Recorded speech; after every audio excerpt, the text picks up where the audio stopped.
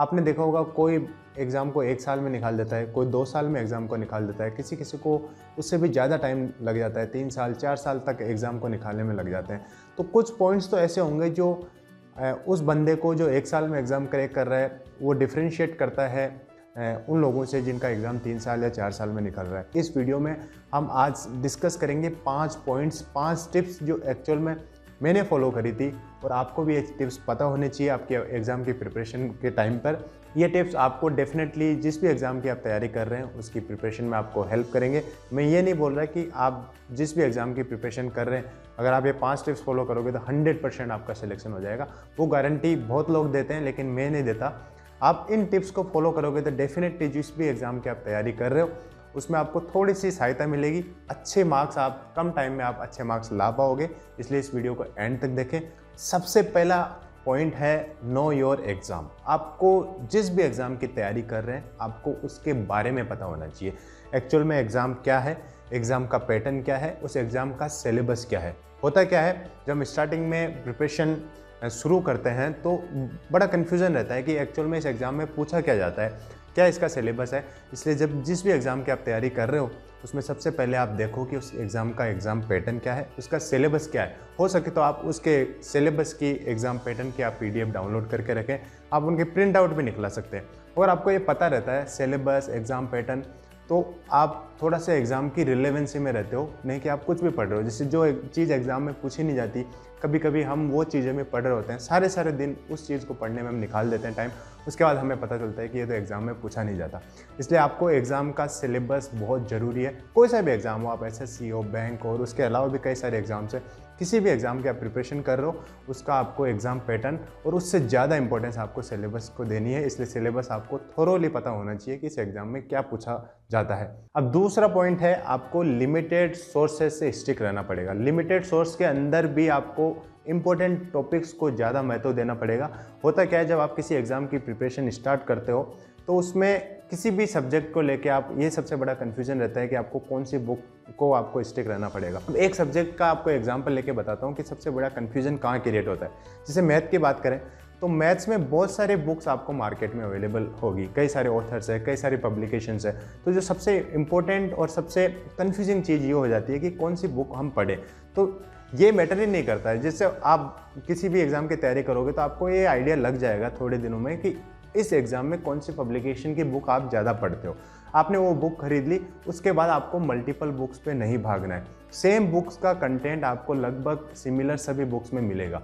थोड़ा बहुत डिफरेंस होता है, राइटर की लिखने की शैली डिफरेंट होती है, पब्लिकेशंस का जो मटेरियल है थोड़ा बहुत डिफरेंट होता है, लेकिन एकदम जो क्रक्स की बात करें, अल्टीमेटली जो चीज़ आपको पढ़ाएगा वो सब बुक्स में सेम मिलेगी। लेकिन इसलिए एक ही बुक खरीदें, आप मल्टीपल बुक्स के पीछे नहीं भागे।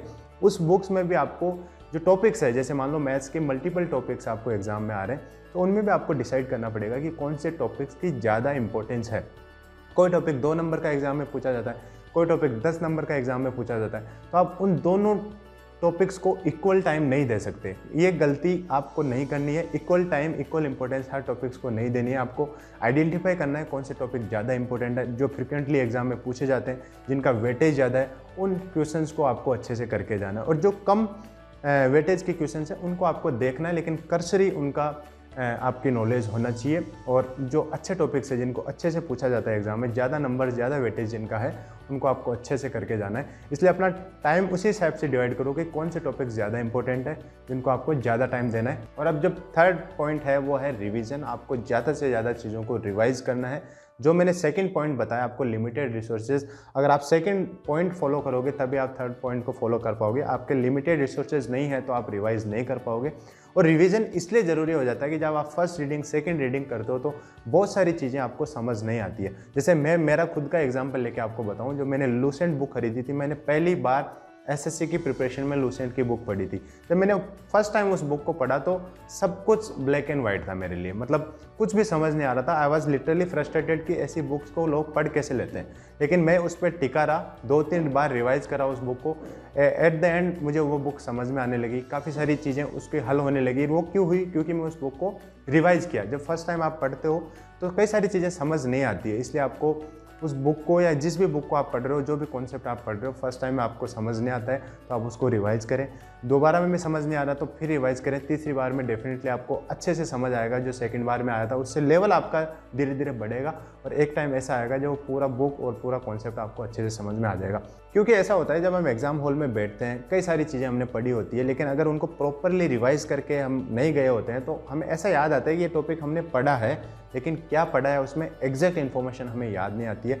इसलिए रिवीजन बहुत ज़रूरी है। सब पॉइंट्स मैं बता रहा हूँ, इनमें सबसे ज़्यादा इंपॉर्टेंट पॉइंट है वो तीसरा पॉइंट है जो कि रिवीजन। इसको कभी मिस मत करना। जितना भी आपने पढ़ा है, लिमिटेड पढ़ा है, उसको ज़्यादा से ज़्यादा आपको रिवाइज करके जाना है। चौथा पॉइंट है वो है आपका स्टे रेगुलर। आपको रेगुलरली अपनी पढ़ाई को जारी रखना है। जैसे आपने एक कहानी सुनी होगी टॉर्टोइज एंड हेयर की, उसमें क्या होता है, जो खरगोश होता है बहुत तेज़ भागता है, उसके बाद रुक जाता है, लेकिन कछुआ धीरे धीरे धीरे धीरे चलता रहता है और आखिर में रेस जीत जाता है। ये एक बहुत बड़ा इंपॉर्टेंट फैक्टर है कंपटीशन की तैयारी में। बहुत लाखों लोग इसकी तैयारी कर रहे हैं, लेकिन जो तैयारी का जो पेस है वो स्केटर्ड होता है। कई लोग बहुत अच्छे रेगुलर पढ़ाई करते हैं, चाहे वो डेली 3 घंटे दे रहे हैं, 4 घंटे दे रहे हैं, वो टाइम डजेंट मैटर, बट वो रेगुलर है। कोई ऐसे होते हैं जो एक दिन तो 10 घंटे दे रहा है, दूसरे दिन 1 घंटे भी नहीं दे पा रहा है, 5 दिन के लिए बीच में पढ़ाई छोड़ देते हैं, वो ज़्यादा नुकसानदायक होता है। इसलिए आप जैसे दिन में 3 घंटे 4 घंटे जितना भी आपका टाइम शेड्यूल परमिट कर रहा है वो पढ़ो, लेकिन रेगुलर रहो। और ये बहुत ज़्यादा इंपॉर्टेंट हो जाता है। हम एक दिन तो कुछ मोटिवेशनल चीज़ें देख के फटाफट पढ़ना स्टार्ट कर देते हैं, बहुत स्पीड से पढ़ते हैं, 12-12 घंटे एक दिन में पढ़ लेते हैं, लेकिन नेक्स्ट डे हमारा वो पेस मेंटेन नहीं रह पाता है। इसलिए आपको रेगुलर रहना है। आप जितना भी टाइम निकाल रहे हो दिन में, वो डेली आप मेंटेन रखो कि 3-4 घंटे आप दे रहे हो, मिनिमम 3 घंटे 2 घंटे आप जितना भी टाइम दे रहे हो वो डेली दो। ये बहुत ज़्यादा ज़रूरी हो जाता है। आपको रेगुलर रहना पड़ेगा, क्योंकि रेगुलर रहते हो तो आपको चीज़ें थोड़ा फ्रेश रहती है दिमाग में और आपको टाइमली रिवीजन होता रहता है चीज़ों का। और आप ऐसे 10 दिन पढ़ लिए फिर 10 दिन गैप दे दिया तो आपके कॉन्सेप्ट जो आपने पढ़े थे वो आप कहीं ना कहीं दिमाग से निकल जाएंगे, आपको याद नहीं रहेगी चीज़ें। और 5वां पॉइंट है फाइंड रियल मोटिवेशन। अगर मैं मेरी बात करूं तो ये मेरी प्रिपरेशन का सबसे इंपॉर्टेंट पॉइंट था। देखो, 2 टाइप के मोटिवेशन होते हैं आपको। एक तो रियल में आपको जो मोटिवेशन मिलता है, एक रील में आपको मोटिवेशन मिलता है, जो आप मूवीज़ देखते हो, कोई वीडियोस देखते हो। तो जो रील वाला मोटिवेशन है वो बहुत टेम्परेरी मोटिवेशन होता है, जो आपको आज वीडियो देखा आपको ऐसा लगता है अब तो दुनिया फाड़ देंगे, लेकिन नेक्स्ट डे और 2-3 दिन बाद आपका वो मोटिवेशन बिल्कुल गायब हो जाता है। इसलिए आपको you need to find real motivation. वो रियल मोटिवेशन कुछ भी हो सकता है। वो मोटिवेशन हो सकता है आपके पेरेंट्स हो सकते हैं, उनका स्ट्रगल हो सकता है। आपको लगता है कि आपके पेरेंट्स बहुत ज़्यादा स्ट्रगल कर रहे हैं, आपको उनको अच्छी ज़िंदगी देनी है, इसलिए आप किसी एग्ज़ाम की तैयारी कर रहे हैं, तो वो हो सकता है। उसके अलावा आपके कुछ पर्सनल गोल्स हो सकते हैं कि आप इस एग्ज़ाम को क्रैक करके क्या चेंजेस लाना चाहते हैं, क्या चीज़ें आगे करना चाहते हैं, वैसे वाला आप मोटिवेशन कुछ फाइंड कर सकते हैं। इसलिए आपको रियल मोटिवेशन से ज़्यादा रियल मोटिवेशन पे ज़्यादा फोकस करना पड़ेगा। और उस मोटिवेशन से आपको जो पढ़ाई का जो ड्यूरेशन है, जैसे आपको थ्रू आउट द ईयर पढ़ना है, तो आपकी जो रियल मोटिवेशन है वो 1-2 दिन के लिए काम करेगी, लेकिन रियल मोटिवेशन आपको थ्रू आउट द ईयर उस प्रिपरेशन में हेल्प करेगी, आपको रेगुलर रहने में, कंसिस्टेंट रहने में हेल्प करेगी। इसलिए आपको कुछ रियल मोटिवेशन ज़रूर होना चाहिए आपके लाइफ में कि आपकी एग्ज़ाम की प्रिपरेशन क्यों कर रहे हो। ये 5 टिप्स मैंने बताए जो मैंने मेरी प्रिपरेशन में फॉलो करें। और आपको भी लगता है कि कोई टिप्स ऐसा है जो मैंने कवर नहीं किया है और आप अपनी प्रिपरेशन के टाइम उसको फॉलो कर रहे हैं, तो आप उसको कमेंट बॉक्स में कमेंट करके बताएं। जो सबसे अच्छा टिप्स होगा मैं उसको पिन करूंगा कमेंट में। इसलिए आप कमेंट बॉक्स में कमेंट करके अपना जो वो टिप्स बताएं जो आप फॉलो कर रहे हैं इन 5 टिप्स के अलावा। और इसके साथ साथ अगर आप एसएससी और बैंक की तैयारी कर रहे हैं, आप फ्री टेस्ट सीरीज़ आप ज्वाइन करना चाहते हैं, तो डिस्क्रिप्शन में अनअकैडमी के फ्री टेस्ट सीरीज़ जो चल रही है अभी, उसकी लिंक आपको डिस्क्रिप्शन में मिलेगी। और इसके अलावा भी आप एसएससी और बैंक का जो अनअकैडमी का सब्सक्रिप्शन है वो लेना चाहते हैं, तो आप मेरा coupon code mister True Tells use कर सकते हैं। इस पर आपको अनअकैडमी की जो प्राइस है उस पर 10% डिस्काउंट मिलेगा। आशा करता हूँ इस वीडियो में बताई हुई टिप्स आपको मदद करेगी, आप अपनी स्टडी में रेगुलर रहेंगे, लिमिटेड रिसोर्स को आप पढ़ोगे और मोटिवेटेड रहोगे। This is all in this video. Thank you guys, thanks for watching.